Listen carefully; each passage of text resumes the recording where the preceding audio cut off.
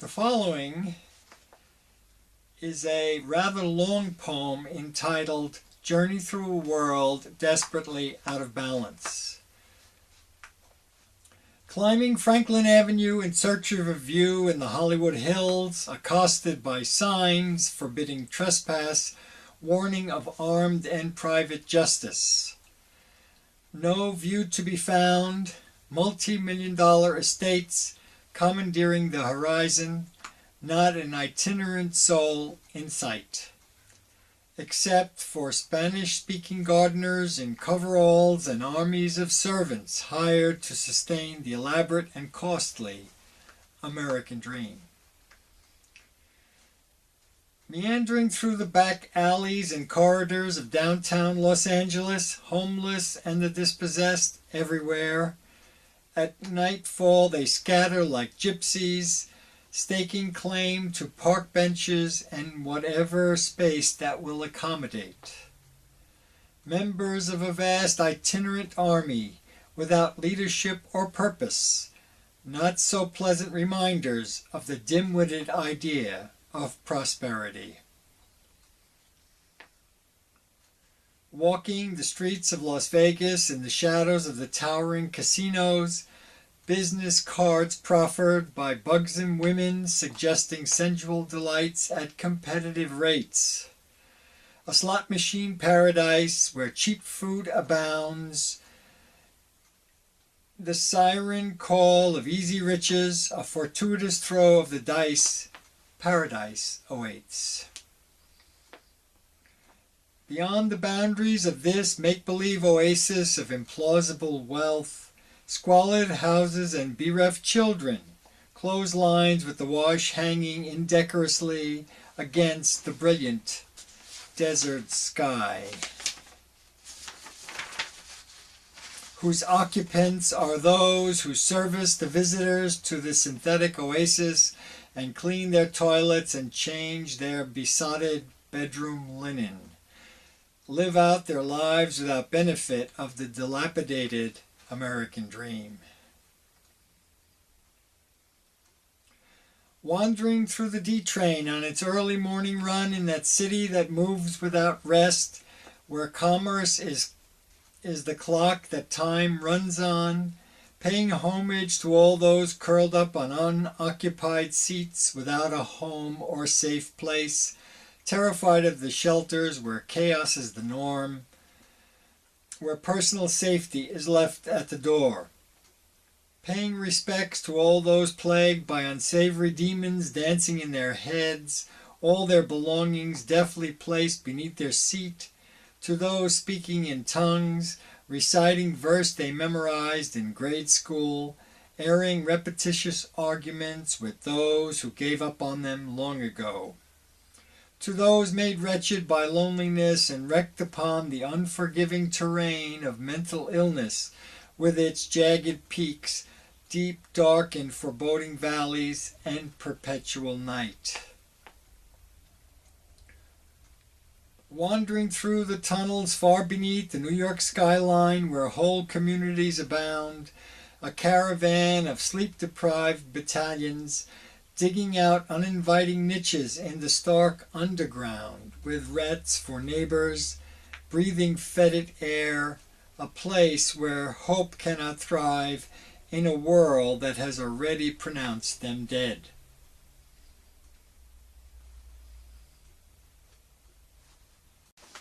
Above this inferno that not even Dante could imagine, there are those who sit upon their riches, derived more from subterfuge than honest endeavor, and accumulate their earnings like hysterical and crazed hyenas within their gated lairs.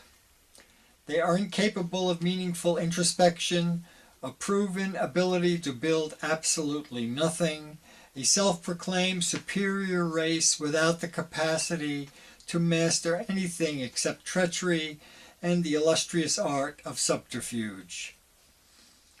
Holding all the cards, squandering all the gold, wearing privilege without sufficient grace, taking possession of the future without weighing the cost of their icy calculations, modern-day alchemists turning all things that fall within the slant of time into possibilities for endless profit. With an accountant's fatal logic, they live a lie and barely deserve the dirt that will ultimately cover them. Investigating the deluge that was Katrina and the diaspora that drowned the soul of New Orleans, the wrecked homes, the devastation and unruly death brought on by such calamity. Upon this chaos the parasites descended, sensing profit in the mouth of catastrophe. With voluminous bags of money they planted seeds of acquisition among row upon row of good intentions. Sequestered within their voluptuous airs was the venom that filled their disposition and established their voluptuous conclusions. They came in the hope of conquest, like the conquistadors that were their inspiration. Hiking the trails of the great Northwest, once the wondrous home to magnificent evergreens, sprawling unfettered verdant valleys where people are strangely grateful for the remnants that have been left behind by those who see profit in every scrap of nature, in every unturned stone, in every wily stint of nature. Now it is left to the pinball wizards and electron beam junkies with as much affinity to nature as a toaster oven with internet capability. In the shadows of all this magnificent money plenty, tent cities grow and multiply, enhancing the human geography with the denizens of the new reality, desperation a way of life, begging an institution, old men in wheelchairs queuing up at the baseball stadium for a loaf of bread and a free bobblehead, young women picking up tricks at the laundromat, children studying the advanced art of invisibility, human endeavor replaced by machines, deepening the pockets of the wily industrialists at the expense of the worker's soul.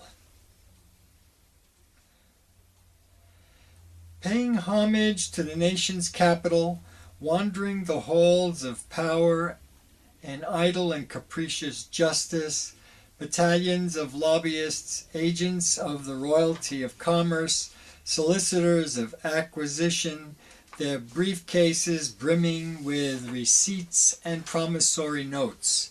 Eyes on the prize. They come to bargain, to craft legislation with slimy regulations, to trump benevolence with profit's wet dream, to squeeze coins out of the pockets of the many, to fill the coffers of those who already have everything.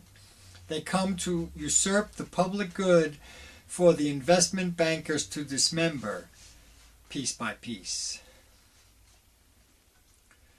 Not far from this white marbled citadel of affluence and limitless power lies the boundary separating privilege from penury, paleness from color, lavish homes from prison cells, expensive appetite from aching mindless hunger.